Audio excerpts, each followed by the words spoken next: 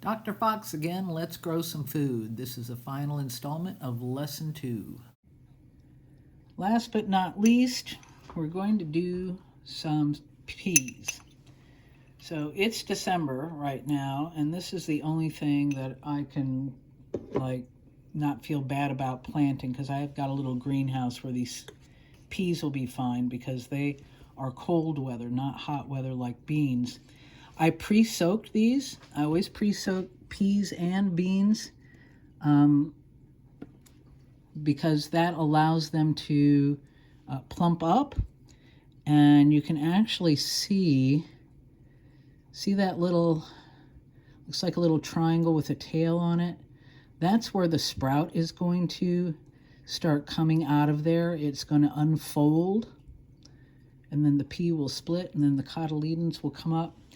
I'm doing this. I never ever plant anything in the ground, and there's lots of reasons for that, which we'll go into later. Always use seed mix that you buy in the store, which is a fine, your seed isn't fighting to get out. And then I put it in some kind of a dish to keep water in it because you want your seeds to be nice and moist throughout this whole germination process. And depending on what kind of plant it is, again, never plant just one because you never know what's going to sprout and what's not going to sprout. So I've got enough peas here to do 3 per container.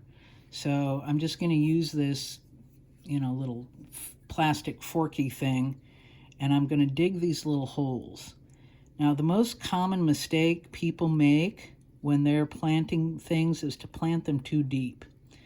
And if you plant them too deep, they can't find their way out because all the seedlings are going to be looking for light. So I'm just going to do 3 in kind of a triangle pattern here. Okay, now that I got my holes in place, I'm just going to pop these down into the hole. I'm going to use my finger to push them down. Peas like to be a little on the deep side. Kind of a rule of thumb is that you shouldn't plant a seed any deeper than about 3 times the width of the seed. So the little tiny seeds that we plant, we're going to plant them pretty shallow. In fact, usually what I do is just kind of throw a little more soil on top of them. But peas like to be a little bit deeper. Notice I can still see the pea, but I'm going to be covering it up. Just pop it in.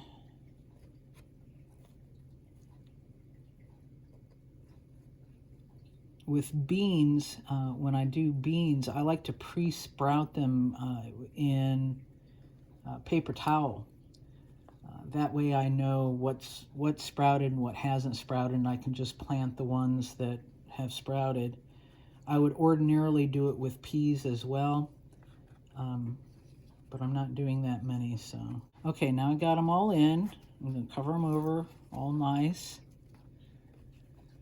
When you pre-soak seeds, whether you're putting them in a wet paper towel in a baggie or just in a little dish overnight, you shave at least 3 days off of the sprouting time, and sometimes more, because it's a whole different thing for a pea or a bean. I do that with cucurbits as well, to soak up enough water for them to swell and then start sprouting if all they're in is moist dirt.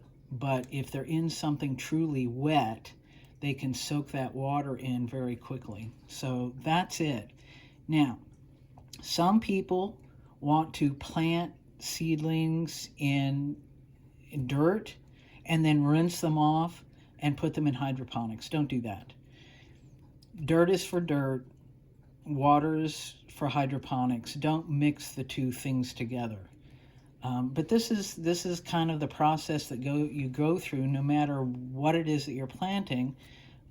You can buy starts from the store and then save your things, right?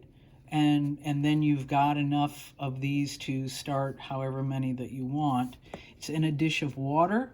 Again, we don't want this to dry out. We don't want it to be wet, wet, wet, but we don't want it to dry out.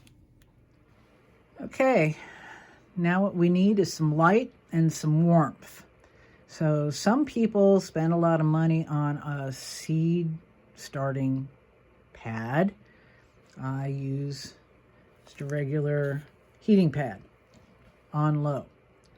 So there's my peas, here's the Solanaceae and the lettuce and arugula, and then in here is my little cucumbers. I just put it in a smaller system.